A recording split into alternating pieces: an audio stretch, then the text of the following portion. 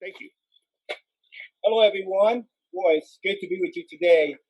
I am really excited about talking about one of my favorite plants here at Middleton Place, the Camellia japonica. And I am very hopeful that most of you are already growing this plant. And if you are not, by the time this segment is over, you're going to run out and probably come to Middleton Place and purchase some of these camellias that we have here. They are budded up and really look healthy. We have had sufficient rainfall. Kim here at the Garden Market and Nursery, she will be waiting on you. But nevertheless, I want to talk about the plant that I truly love to grow, and that's the Camellia japonica. And we know here in the low country, when we talk about camellias, we are talking about Camellia japonica, right? That's the plant that we are talking about. First of all, I want to tell you that they are easy to grow.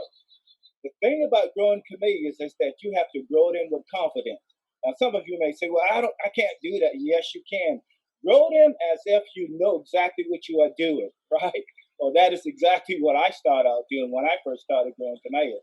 So you remember Hurricane Hugo in '89. Well, right after that, I decided that it was time to start to propagate the oldest camellia that we have here at Middleton Place. And in 1997, I was able to clone that plant 3 times, and I am working on doing it again. That is how much I love the Camellia japonica. Just over 10,000 camellias here at Middleton Place. But let's talk about how do we care for these plants. Camellia japonicas are easy to grow. I love all of them, so please do not ask me what variety I love the most. I love all of them. You know, they're sort of like babies. Have you ever seen an ugly baby? No. All of them are beautiful. That's what I like about Camellia japonica. So, I also have a sort of like a tradition that I go through. There are 12 months in the year, right? So I kind of just go through the months, and I always start with September. So since I am a little bit younger now, I have my cheat sheet here, which you cannot see, but I do use that from time to time. So what I normally do is I start with the month of September. Okay, so you might want to write this down. The month of September, that's the month that I collect my seeds from the camellia. The seed pods are ready; they're already beginning to drop. And if you want to collect them, you need to go out and collect them now, because if not, the squirrels will get them for you. And luckily, sometimes when you replant them, they grow again. So collect the seed pods. That's the best thing to do right now in the month of September. Another thing that I have down here that I would be doing in September, and that is a trip to France. Yeah, a trip to France. I won't be doing that this year, but that is something that I would be doing in September. I had that plan, and somehow Middleton Place was going to pay for it. I don't know how, but that was part of my plan for September. So in October, you want to start looking for scales. You may have some scales on your camellias. They may be there. Remember, look under the leaves for those T scales. Do not look on the top. Everyone knows if you can see the damage on the top of the leaf, you're already in trouble, because that means they have been at work for a long time. So start inspecting your camellias. And if you have to spray for the scale, there are a whole bunch of stuff out there that you can use, especially the horticulture oil. So think about organic practices when you are treating your camellias, because I think that's the best practice you can use. And in November, here again, you want to spray for scales. These horticulture oil, remember now, you do not want to use them when it's very hot. So think about the late fall going into winter to start using your horticulture oil. And December, it's an awesome time to do any transplanting. You have camellias, you want to move a camellia. Now in December, that will be a proper time to do it. Actually, we start in November here at Middleton Place to do our transplanting. You can do it at that time. And January, my favorite time of the month, is time to simply sit back and enjoy your plant. Enjoy the Camellia japonica. It's starting to bloom, the beginning to come into bloom. You have done everything that you should have done, right? We're going to talk about some of those things you should have done that I know you didn't do. Okay? So we're going to get to that a little bit later. And in February, here again, you really want to start enjoying your Camellia japonica. Normally here in the lower country, February is the best month for doing camellias. That's when they're really beginning to showcase. So keep that in mind. That's the time to start doing that. And as you continue into March, you want to continue to enjoy your camellias as well. Now, keep in mind, during this time of the year, you can also plant camellias. And if you're going to buy it in a container, you can plant it almost any time of the year, as long as you are ready to continue to watch that plant. and especially in the warmer months. If you're going to plant them in the warmer months, you're going to have to water them. Okay. And here, let's look at April. April is, we have to be concerned about controlling mites. Watch out for those critters. April's the time that everything become alive again. It's amazing how you don't see too many bugs in the winter, and then all of a sudden when spring come on, it seems like vacation is over for them, and they start going to work. So observation of your camellia is very important. That's something very important that you have to do. And then we kind of lump May and June and July in August, all of those, kind of lump all of those time together because we're really looking for pests. And if we have to do any watering, any fertilization after the plant get through blooming, we're thinking about doing all of that at that time. So remember, the best time to prune your camellias is right after they get through blooming. Okay? So let's go right on into something that I always talk about, and I know for the most part, nobody want to do it. Soil test. I know that's a bad statement to use, but listen, if you want to grow Camellia japonica, you need to give them a good start. And the best way to do that is to get a soil test. Do it around January. That's a good time to do it. Have your soil tested because you need to know what your soil chemistry is made up of. Most of us, we want to just go out and buy the plant and put it in the ground. If the plant begins to struggle, then we begin to, time to investigate. Let's see what's wrong. Well, most of the time, it's a soil condition. So go ahead and take the time to get that soil test and to find out what's happening in your soil before you plant. Now, location is very important for the Camellia japonica. Remember, they want to be planted in an area where they get shade. So they want filter light. They don't want to be in the full light, and they don't want to be in a dark shade because they're in a dark shade. They won't bloom that much, and they begin to bloom, and the bloom won't look that healthy. Okay, so you don't want that. And also remember, you do not want to plant them on the east side of the building, facing east, I should say, because in the wintertime, if the plant freezes and they hit with that early morning sun, that's going to create a problem for you. So keep that in mind. They need to be protected. So please keep that in mind with your Camellia japonica. So moving on, buying your plant. Now, here's the thing. If you have never purchased a Camellia japonica before, make sure when you go to the nursery, you want to get a healthy plant. Now, I know those of you who are expert, you can look at a plant and you say, well, I can nurse that plant back to health. Well, if you are expert, that's okay. But if you're doing it for the first time, you want the best plant, okay? So most nurseries you go to, they're not going to let you take the plant out of the pot.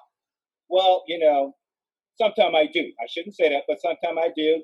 I will pull the plant out of the pot, and I want to look at the root system. I want to make sure that the root system is well developed. Because think about this, you're going to put that plant in the ground, and you want to give that plant the best chance, the best opportunity to be successful. A little bit of care in the beginning, the plant will reward you in the end. Okay? So buying your plant, take that time to do that. Planting. So we're going to plant this plant, we have already sent the kids away, and if you're the gardener and your husband is not, you already sent your husband away to, to pick up something from the store. So you're going to put this plant in the ground. So keep in mind, if you are buying a 3-gallon container plant, the hole that you're going to put this plant in should be larger, okay? You do not want it to be the same size. You do not want to dig a hole the same size and stuff that root ball in that hole. The plant will not have a good chance to start sending those roots out into your virgin soil. So dig the hole bigger, and keep in mind, the Camellia japonica is a strong plant, but it does not want to grow in a wet soil. So you want a light soil. You want a soil that has some organic matter in it, but most of all, that soil must drain. It must drain. So keep that in mind when you're putting your plant in the ground. What I have found that when I get a call from customers about what happened to their plant, most of the time they planted it too deeply. That is something you want to be careful with when you're putting the plant in the ground outdoors. So that plant root ball should be at least 1 inch to 2 inches above your soil around it. And then you can mulch over it and your plant will be healthy. Keep in mind, if you plant too deep, the plant will eventually die. You just don't want to do that. Okay? Now, so mulching. Now, I really want to talk about mulching because I see a lot of people make this mistake. If you're gonna mulch your camellias, you put maybe 2 inches of mulch on top of that root ball. But please do not build a mound of mulch around the trunk of your camellia, because if you do that, what you are doing is you are creating a motel hotel for bugs.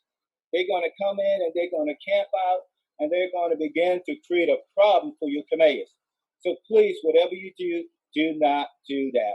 Pine straw is excellent. There are many, many other mulch out there that you can use. But keep in mind, when you are mulching, you do not want to build a volcano around the trunk of your camellia. That will create some serious problems. So please make sure you do not do that. So I also want to talk a little bit about fertilization. So think about it. The camellia is an acid-loving plant. It loves a soil that is acid. That's what it loves. So if you look at the pH scale, think about that nutrient number 7 and start going down. Do not go up. You want to go down. So if you get down to maybe like a 5.5, from a 7 down to a 5.5, you're looking good. That will create a healthy situation, a healthy environment for your camellia. So just keep that in mind. And the azaleas are the same, but they love acid forming soil as well. So if your soil is not that type of soil, then you want to amend your soil, and you can add fertilizer to the plant while you're putting it in the ground. You can do that at the same time. That's very important because that is what they love to have. Now, for me, I don't know if you can see this, but I love this fertilizer. This is an organic based fertilizer. I use this, and I use this based on our soil condition here in the gardens at Middleton Place because I know what it is, and this is perfect. So think about that, because if you do a soil test, you're going to know exactly what you need to use in your soil. Okay? So keep in mind, you don't want to be guessing. Camellias are very expensive, but we don't mind selling you 20 or 10 when you could have only bought 10. Okay? So keep that in mind with the Camellia japonica. They are plants that really love a acidity soil. That's very important. Now, also, you have to remember this. When you put a new camellia in the ground, probably for the first 2 to 3 years, you're going to have to water that plant in the summer. Based on your soil condition, for here at Middleton Place, we have a sandy loam soil. So we know it's going to be about 3 years that we're going to be babying that plant in June, July, and August. We just know that without a shadow of a doubt. So we put that on our schedule that we're going to do it. For some of you, you may have a yard that the soil is not as light as the soil that we have here. Maybe you have to water a little bit different. But keep in mind, you have to use what worked for you. So what we do here may not work for you based on your soil condition. That's very important to remember that as well. So I want to back up to the pest problem that we have here in the Low Country, and talking about the T-scale and cotton scale and all of those other kind of scale. So I have some stuff here that we can use. A lot of people understand the insecticidal soap, excellent to use on your camellia. Now keep in mind, temperature is very important. You know, it's 90 degrees out there. You don't want to go out and spray your insecticide or soap. Okay, you just don't want to do that. And also the horticulture oil. I love using the horticulture oil. I normally don't apply that actually until the beginning of February. You can do it earlier based on the weather. So watch that. That's very important. But also keep in mind, when you are using anything that is organically based, rain is a factor. So you may have to apply it again after heavy rainfall, like the rainfall we are beginning to get here now in the Low Country. So keep that in mind. It's organic. It's not synthetic. Synthetic product will last a lot longer. Organic product, after heavy rainfall, you may have to go out and apply it again. So that's just something to think about when you're doing that. So, and also, want to talk a little bit about the chelated iron. Now, this is something that you can use if your plant, for some reason, even though you have already fertilized it and the leaves still look a little bit yellower, then you can apply the chelated iron. This is really good for your Camellia japonica. Almost work on any woody ornamental plant. So just keep that in mind. And these are available at all of your local garden center stores. You can pick these up there to do that. So observation, and I can't say this enough, observation of your plant is the most important thing that you can do. Check your plant, look under the leaves to make sure that there's not anything going on there. If there is a skill problem going on, for some of you who only have maybe 2 or 3 or 4 Camellia japonicas, probably you can go out there and just remove those leaves. You do not have to spray for it. So that's something you can do as well. Just go out and remove the leaves. And also, I want to talk a little bit about fungus, petal blight. So we know that our camellias are blooming in the cold season time of the year. So we don't have petal blight like we would have it on the azalea. But sometimes you do get it on the camellia. So how do I identify that petal blight? So if you have a camellia that is a red camellia, on that camellia, that spot will look white. That same blight on a white flower camellia will look brown. It's amazing. It's the same blight that is on the camellia.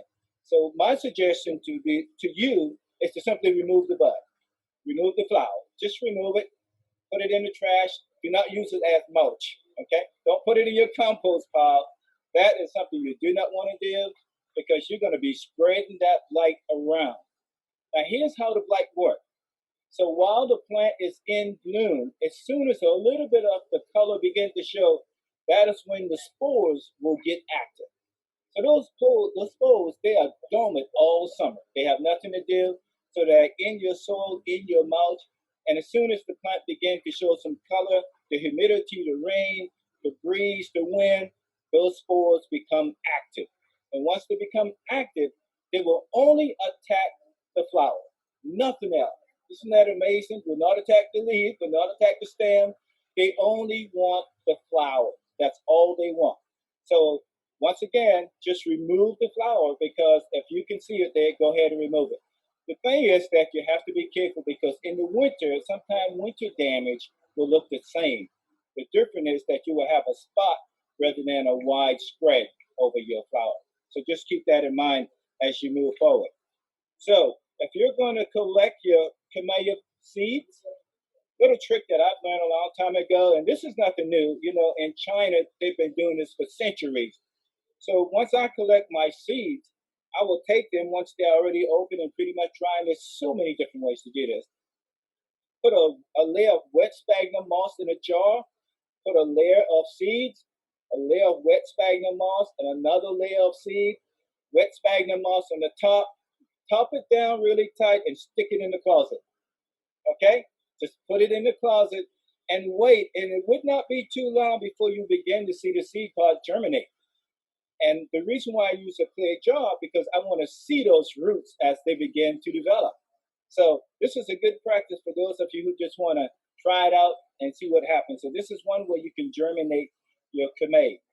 Now keep in mind, if you're doing it from seed, it will never be like the parent plant, like children, right? Just never. So they will not be like the parent plant. The flower color is not guaranteed, but the majority of them normally come out red. And most of them is a single bloom and not a double or full moon. So keep that in mind. This is a good way to do it. But you got to collect these seeds early because their squirrels will get them before you get to them. So it's very important to do that. Okay? So let's kind of talk a little bit more here. I want to talk about propagation. Cutting is one way, or sign, that's another way to do it. But the one way that I really love doing is air layering. Air layering is the one that I really love, and that is the one that I use when I clone the Middleton Camellia here at Middleton Place that was given by Andre Michaud, the French botanist. So, you know, when I was doing it, I had to take sphagnum moss, put it around the branch, and I had to wrap it in black plastic. But now, if you can see this, they have these pods now that you can go online and purchase, and they make it really easy now to clone a camellia or any plant. So you get these pods, you're full of the sphagnum moss. Once you're full of that, they actually clip together. And they have some where one side is clear and one side is black. The clay side is so you can take a peek every now and then to see if the root system have already started to develop. So this is really awesome, very inexpensive. You can use these pods with any type of woody ornamental plant that you want to germinate. Okay, so let's take a look now, and I'm not sure if I can get this in the frame or not. Good, good. Okay, so when we are pruning our Camellia japonica, kind of think about the 3 Ds, if you would. Dead wood, damaged wood, disease wood. Okay? Write that down, the 3 big Ds, because they are very important. Those are the first thing that you look for.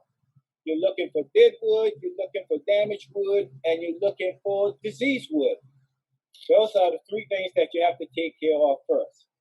Now, keep in mind, whenever you are cutting out diseased wood with your pruner, you always want to work on that one plant only, and then you have to wash your pruner. You want to sterilize it. You don't want to go spreading out throughout your garden, because that virus, whatever it may be, it will spread through your pruner. You will be spreading it, so you do not want to do that.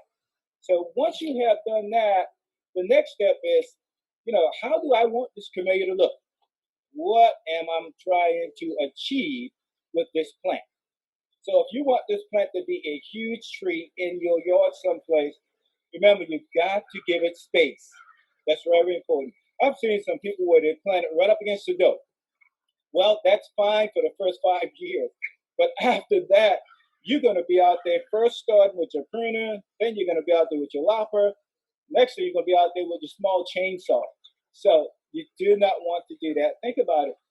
Most Camellia japonica can spread anywhere from 8 feet and as high as 16 to 18 feet in height.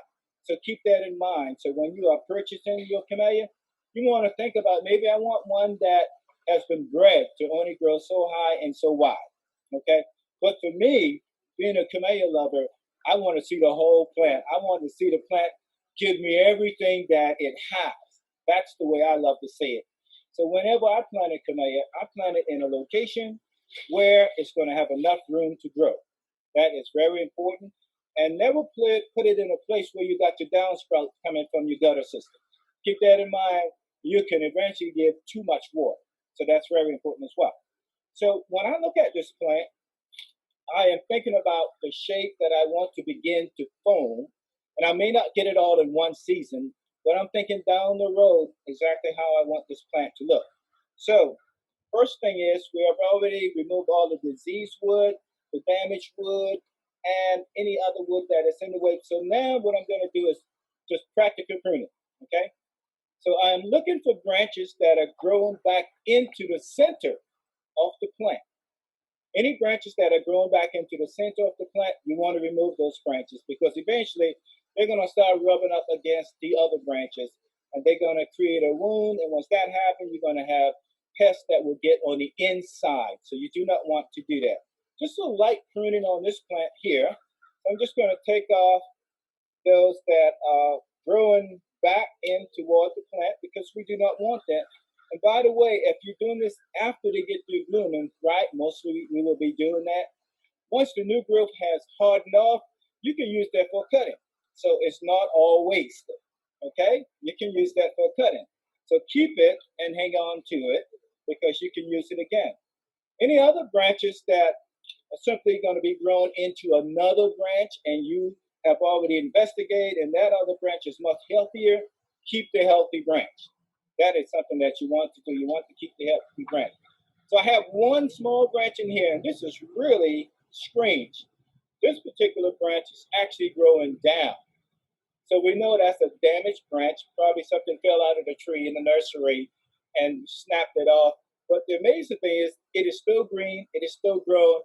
What happened is that the plant actually made an adjustment. So it healed itself, but it continued to grow down. That is amazing. I've never seen that before, actually. That's the first time I've seen that. But nevertheless, it has to go. We don't want to keep it. This one has to go. So, and while I am talking, I am going to just ask Kim if we have any one of our Middleton Place Camellia Sasanqua. that is pretty large that I can sacrifice. And I promise her I will replace it. We have plenty of them in the nursery. But look at the buds on it. Buds, they're already set.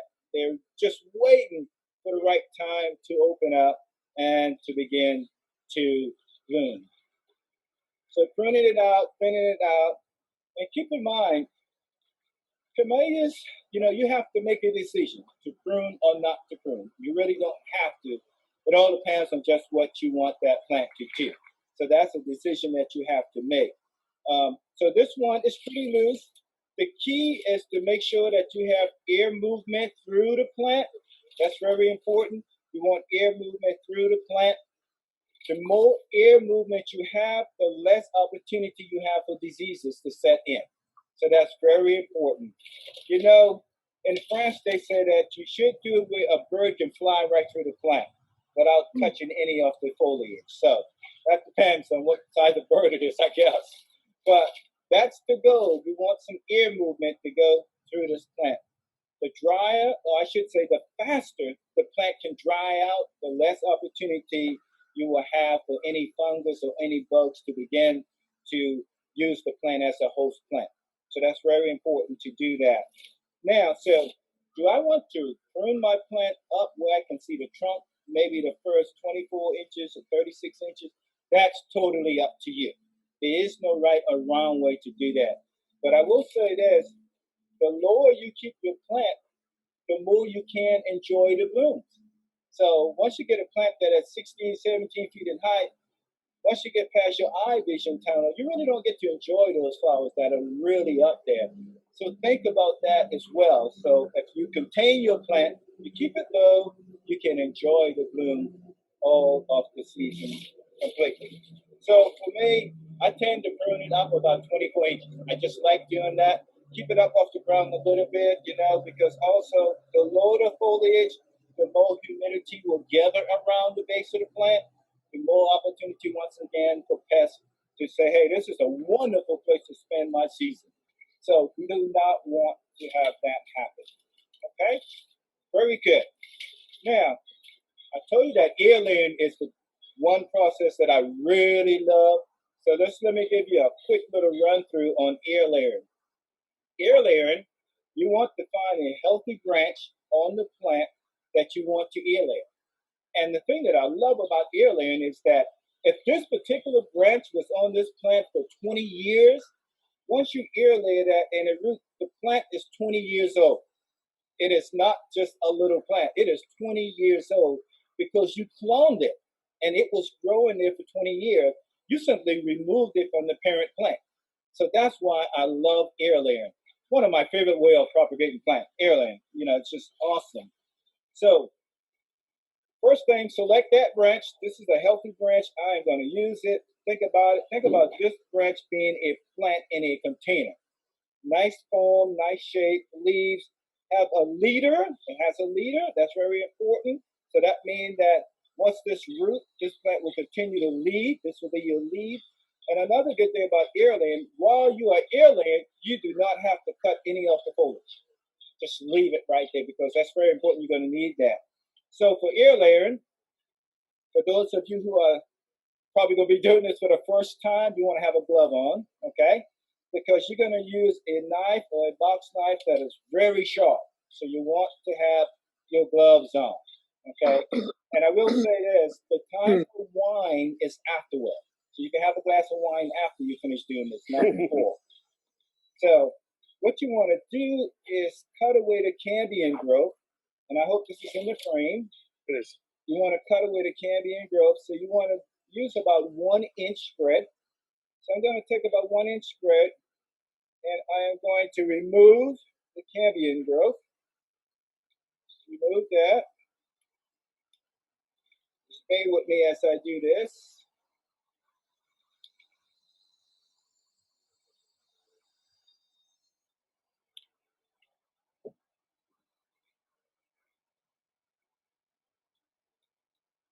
So what I do is I remove it all the way around the branch. Just take it all the way off around the branch.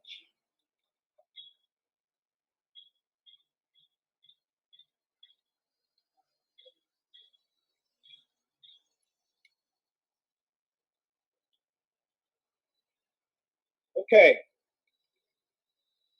so you can see what I have done. The Camellia growth is removed.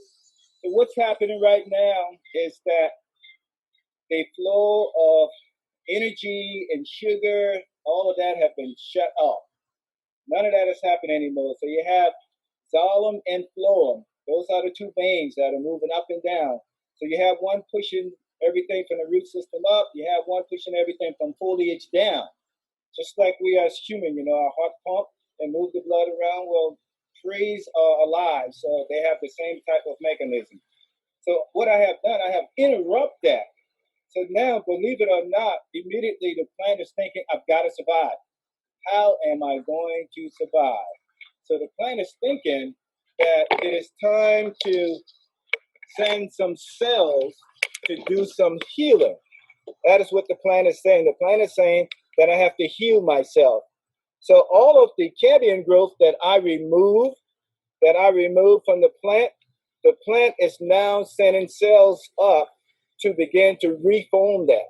So I'm going to take advantage of that. So what I would do is I would take, and I don't have it, but I would take this sphagnum moss, I would soak it overnight, then I would wring all of the water out, just take all of the water out, and then I would wrap it around that area that I cut, and then I would cover it with black plastic.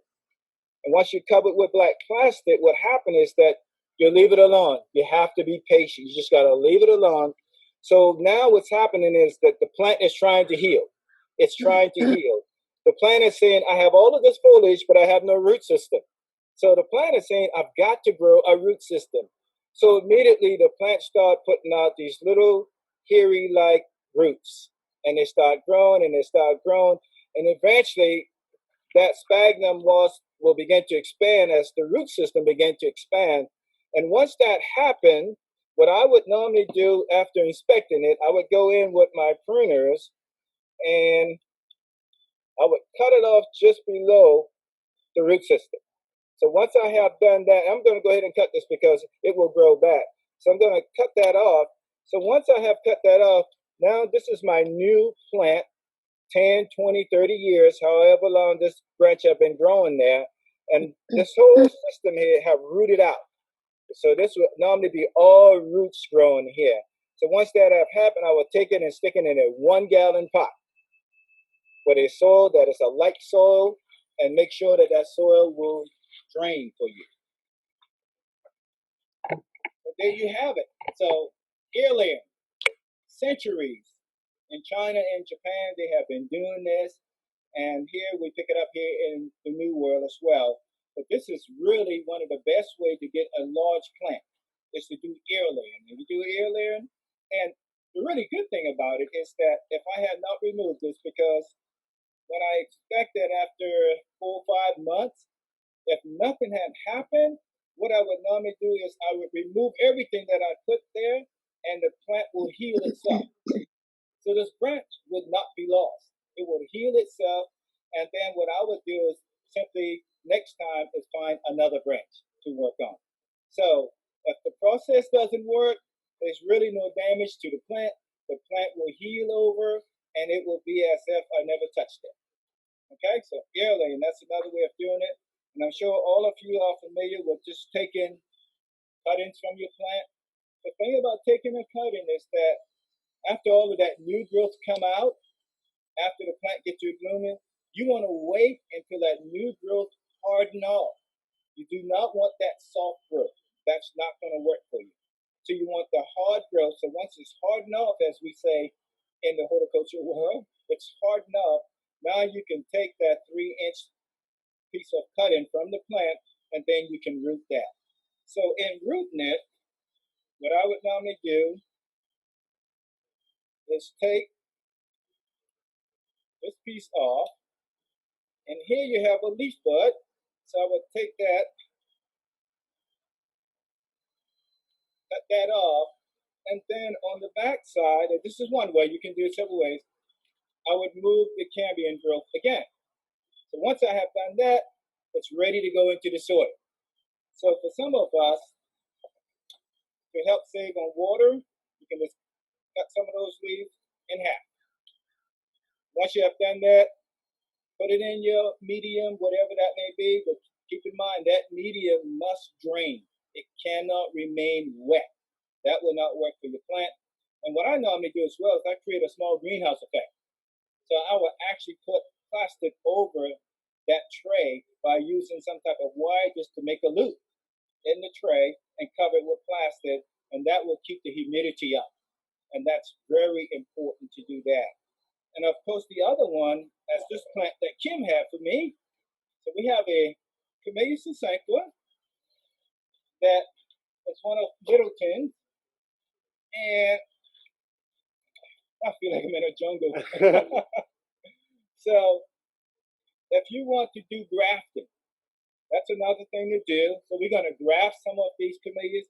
And I know what you're saying. This is a Camellia sasanqua, and this is a Camellia japonica. Well, the Camellia sasanqua grow a lot faster, their root system, than the Camellia japonica. So if you have a Camellia japonica that is a slow-growing camellia, if you want it to grow faster, graft it onto a sasanqua, because the root system and the whole makeup of the sasanqua grows a lot faster. So I'm going to prepare this plant for a grafting. So I'm just going to take some of these away. I'm going to take some of these foliage away. Just taking it away because I'm going to graft onto it. And sometimes you have seen camellias out in the garden where they have maybe 3 or 4 different flowers on one plant. Well, that's through grafting, where you can graft maybe 2 or 3, depends on the size of your stock plant. So we're going to have to get dramatic here, class. So what I'm going to do is cut this whole top off. Okay, so that's gone. And once that's gone, I'm just kind of preparing this to make sure that I can work with it. So once you have done that, you need a really nice sharp knife, because we're going to split this here. And I am being very careful because I do not have my gloves on. So you want to split that about a little bit more than 1/4 of an inch. So as you can see, I've opened that up, and that is where my grafting is going to take place. So from the same camellia that we pruned, we're going to graft that. So I'm going to take that. So I am removing the cambium growth, as you can see. Going to remove it.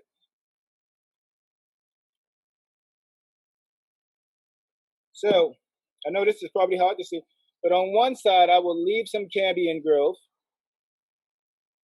So one side we're going to leave some of the cambium growth there. And on this side, I really don't need to leave any, because this is the side that's going to go into the center of my stock plant. So the trick is that I have to line this up where it works. So we're taking that, we're going to open this up, and we're going to get that in there like that. Oh, perfect. Oh, couldn't have done that better. That is really wonderful. So the cambium growth on my stock plant and the cambium growth on my sign or my cutting, want to match those up. And the reason for that is I want them to have a happy marriage. So they're gonna become husband and wife. And once that happens, the cambium growth will begin to grow around that, and this will all seal. And sometimes it's good to put a rubber band around here to keep this tight, because if you lose too much moisture, this is going to begin to open. So you do not want that. So wrap it tight, and you can even use some sphagnum moss and put around there as well. So once you have done that, you have grafted that plant, and hopefully this plant will live. And another trick is that you can actually take a plastic clear jug and put it over the top of this plant and create a greenhouse effect. Okay, to create a greenhouse effect when you do that. So I've grafted that plant. So that's one camellia, but I could have put another one on the opposite side, a different color, totally different color. And when this began to grow out, eventually it could be a red and a white flowering camellia. If it works, what I would do is come in and remove all of the sasanqua branches. I will remove all of these because I do not want it to ever grow a sasanqua again. So I'm just going to cut away all of this. But if it doesn't work, then I will remove that and allow this plant to reheal itself and grow again. So it's not all lost. All right, so that's the other way of doing it. So I would recommend those three. Take cuttings or grafting. Air layering, once again, is the one that I really love to do. Air layering is just so powerful and awesome that I think that you really would want to use the air layer. Now, for those of you who probably moved into a home that have been built in the 50s, 60s, and 70s that have old camellia plants, and there are a lot of them around Charleston and Charleston County, as well as Savannah. So if you have a situation like that, sometimes you have to rejuvenate your old camellia. So what you would do is you would go in and do what we call a hat rack pruning. Now that's the most dramatic pruning you can do, a hat rack. That means that you would go in and just take everything off, cut everything off completely. And it's called a hat rack because there's nothing left so you can hang your hat on it, right? There's just nothing left. So once you have done that, that plant will begin to grow out again. All of those branches that you cut, they will begin to grow again because all of these branches up and down this plant, they have those areas there where they're just waiting to grow, waiting to come out again with leaf foliage. So you can do that. They're buds up and down these branches. I know you can't see them, but they're there. Mother Nature's very smart. She knows how to survive. So once you have done the hat rack pruning, then all of this will begin to grow back again. My suggestion is that once you have done that, make sure you fertilize. And then even though it's an old plant, if we get into a drought summer, you still need to water that plant because you're talking about you have removed probably 90% of the foliage. So it has no place to store water in the leaves. Everything is coming up from the root system. So you want to water that plant if it's a dry summer that we have. Okay? So I think I may have covered most of it. We have lots of questions. But I will say this. I did not mention the root tone. I'm sure all of you are familiar with it, but this is just a rooting powder that you use to get your cutting started. Because in the old days, I never used this, but I find it to be like a helping hand, you might say. It does speed things up a little bit. So I think this is something good that you can use. And you can buy this at any garden center. Any garden center, you can find this because it's really good to use. So I think maybe we can take some. Oh yeah, are you ready? That's it. Okay, let's see. Let me go back because there's a lot.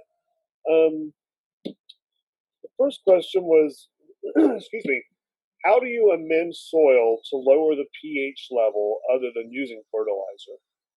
Well, there are some organic-based stuff that you use, and I can tell you one right off the top: chicken manure and cow manure. They have a tendency to make things a whole lot acidic. So if you do not want to use the synthetic product, find some place where there's a farm and tell them you'll be happy to help them clean up a mess. So those two type of fertilizers definitely work. I think you covered this one, but is it important to open the interior of the plant for air circulation? Yes, that's very important, especially if you don't want to get into a situation where you have to spray all the time. So I would say air circulation is very important. It doesn't matter what size of the plant is. If it needs to be thinned out, go ahead and do it. The air pods that you mentioned for the air layering, can you name what those were? You can go on Amazon and just put in propagation pods, and millions will pop up. So there's not one you prefer, or just any of those? No, either doesn't matter. No, I don't have a preference. How do you encourage more fullness in a camellia plant?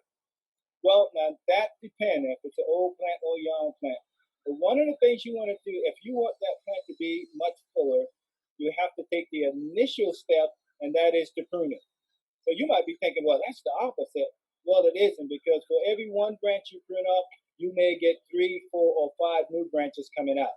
So that's one way to get it fuller. But here again, keep in mind, you have to feed the plant because you are removing so much of the green foliage that the plant, if you want it to reproduce, you have to go ahead and feed it. The best way to sterilize your shears. We were talking earlier about.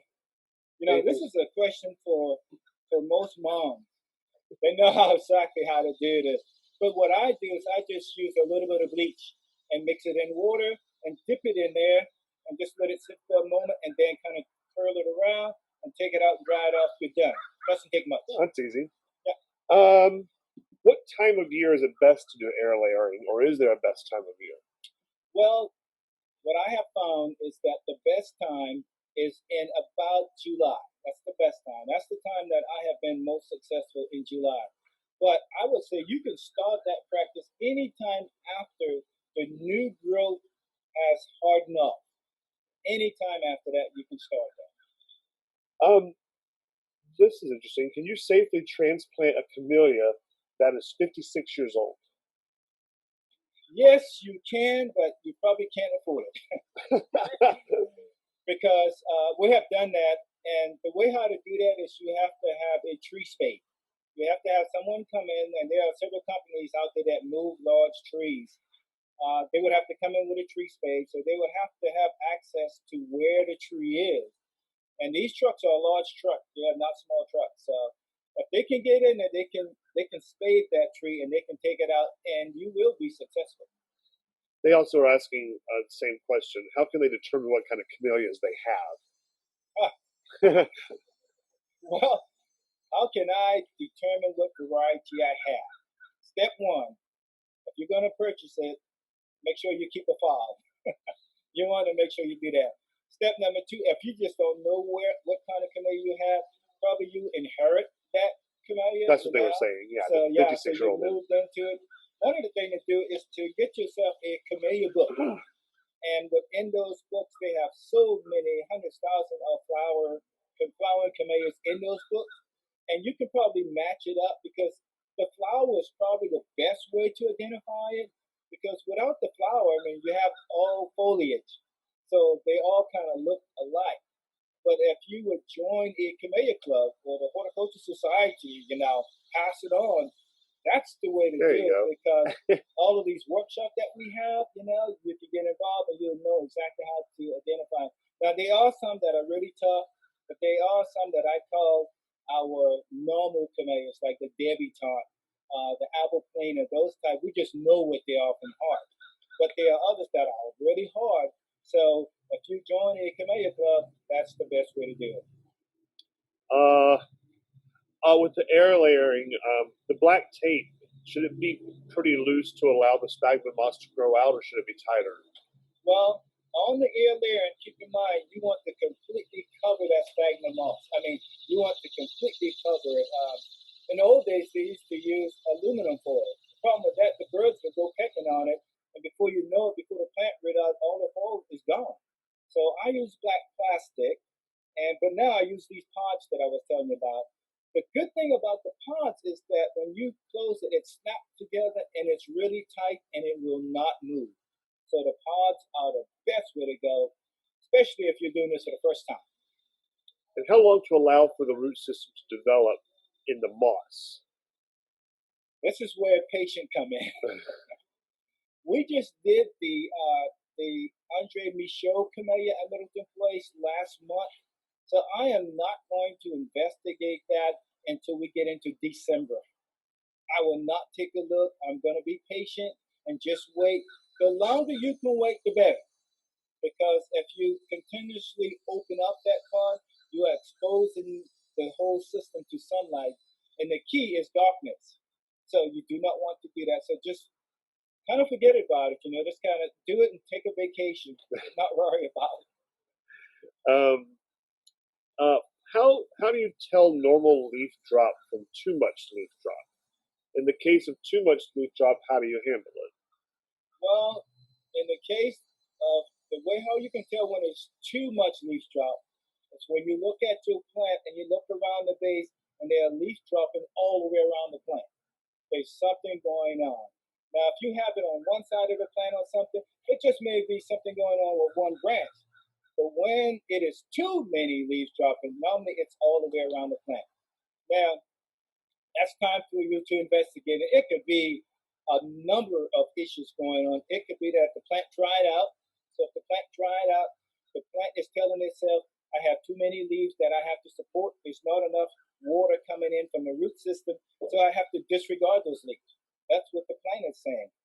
But on the opposite side, it could be too much water. The plant can actually have too much water, and that will cause the leaves to drop off too. The thing about these plants and about almost well all of your leafy plant is that if the plant have too much water, the first thing the plant do is that it begin to release the water. So on the underside of the leaves, there are little things that we call stolon, and they open and close. They open and close. So what happens is that when the plant have too much water, they open and they spit the water out. You know, maybe you have walked under a tree and you felt like water dropping and it wasn't cloudy, it wasn't raining. Well, that is what the plant was doing. The plant root system was in too much water. So the plant decided to release the water. So there are several issues that could be going on. It could be a pest problem. It could be that the plant is starving from fertilization. And it could be that the mulch that you put around the plant was too much. You mulched it up on the trunk of the plant, and the plant will begin to die. How long does grafting take to work? That depends. It really depends. There are a lot of factors in place. How healthy is the stock plant? How healthy is the graft plant that you're using? And whether or not you're keeping the root system moist. Here again, the same factors is required. The rootstock cannot be in too much water. It cannot dry out. Cannot have too much mulch around. And you have to make sure that it is not in direct sun. So if it's not in direct sun, this grafting can actually graft into maybe 3, 4, 5 months. It will graft over. It just depends on how well you take care of the graft. How far apart should you plant camellias?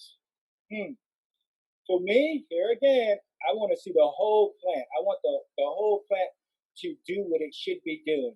So for me, I would not plant them any closer than 12 feet apart. Now, I know many of us, we would go 4 feet, but just remember, that plant could be 8 feet wide. So keep that in mind. 12 is a good number to use when you are planting any woody type shrub. That's a good number to use. How many pods did you air layer on the Middleton Camellia? On the Middleton Camellia, I only do one at a time. Keep in mind, she's over 200 years old, so I do not want to overwhelm her. So it's just one at a time on the Andre Michel Camellia. How long do you leave the seeds and the sphagnum moss in the jar before you can plant them? And is it okay to plant camellias in planters? Well, on the seed, once they germinate, you can go ahead and take them out and put them in a 4-inch square. Okay? And once they begin to grow, just let that whole 4-inch square completely full with roots. And then from there, you step it up to a 1-gallon. So this is a stepping process. You want to just keep stepping it up as you go. But as soon as you see those roots growing, because you got to get them up because they're going to just wrap around the inside of this container. So you don't want that. Once they get going, take them out and then start transplanting. Is it okay to plant camellias in like a container or a planter? Oh, yes. Oh, yeah. Especially, for those folks who live in the north, the further north, that's what they do. They would plant them in a container. But keep in mind, in a container, the planting process is kind of like the opposite as far as how high the root ball would be in the container. You want to use the rim of the container to actually hold the water in. So when you take this plant, let's see if I can get this out of here. Yeah, there we go. Boy, look at that. Really nice root. So you can see how the roots is just taking the shape of the container. They're growing around and around. So if you're going to take this plant and put it in a container, and it's going to be in there for a year or 2 or 3 years, then you want that container to be at least 3 to 4 inches wider than this root ball. And when you put it in there, you want the root ball to be at least an inch to 2 inches lower than the lip of the container, because you want that container to hold the water when you water. That's the process. And think about also trying to find a camellia that will not grow into a huge camellia. So when you're out at the nursery, look at those tags and see what they say. You know, they say 8 to 10, they say 4 to 5. So look at that, because probably you're going to keep it in a container probably for a very long time. Two more. When the color changes or the style changes, is that automatically a virus, and will it stay that way? We're talking about the flower I itself. think they mean the flower. Yeah. Yeah. As far as the virus go, the virus will continue to spread on the plant. Eventually, the virus will cover the entire blossom completely. So that's why it's key. Once you know that's a virus, just go ahead and pluck that off. Just take it off, because it will go from one to the other. It will just keep spreading. So if you catch it early, you can save your flower for the season. And our last question is it okay to fertilize throughout the year? Well, here's the good thing about tomatoes. They only need about one feeding per year. Okay? So once they get through blooming, you can go in and feed them, because once they get through blooming, they have used a lot of energy, and I mean, they used it up. So you can go in, prune, fertilize, and you shouldn't have to do it again. But if you're one of those person who's trying to really push your camellia because you want it to be bigger and taller, you can do it twice per year. But keep in mind, you do not want to do it, and I would say after August, the first week in August, do not do it at all. Well, those were all of our questions, Sidney, and you answered every one of them. One thing, if you would, do you mind holding those bags up a little closer to the camera? I entered them. That is called, there's a bit of a glare, but it's Holly Tone, Evergreen, and Azalea Food.